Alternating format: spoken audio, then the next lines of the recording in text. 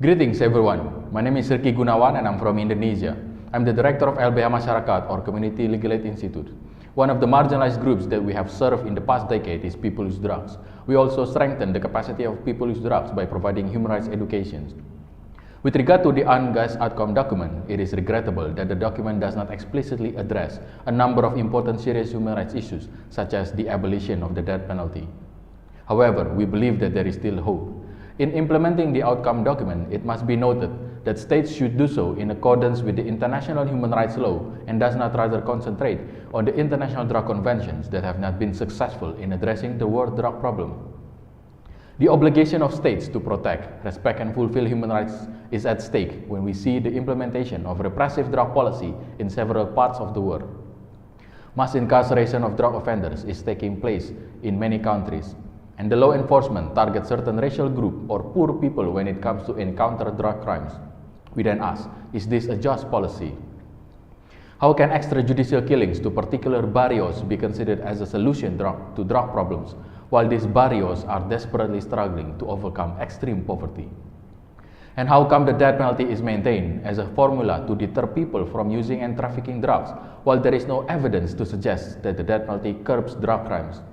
Let alone the law and practice of the death penalty in certain countries blatantly ignore the rights of people with mental illness and fail to comprehend the vulnerability of migrant workers or victims of human trafficking. The drug problems, using, trafficking, production, and cultivations, all of those are in the playbook of the criminal organizations. And to address such acute drug problem, states cannot do it by themselves. States must listen and work together with people who use drugs. States must conduct open and honest dialogue with people who use drugs in their countries to identify challenges and seek solutions.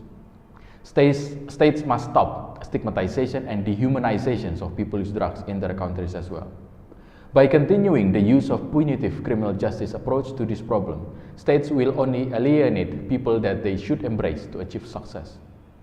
We are aware that many states have over and over again failed to see the underlying problems of social inequality and systemic economic deprivations that contribute to the drug problems in their respective countries. These issues may differ from one country to another, but fulfilling basic rights such as the right to health, adequate housing, accessible education, and free from stigma and discrimination will certainly help. Because then people with problematic drug use will seek help without any worries of being imprisoned, and the situation will drive people to work in illicit economy. And to achieve that goal, a better world for our youth, a clear message should be conveyed to the people that the government are with us and not against us. I thank you.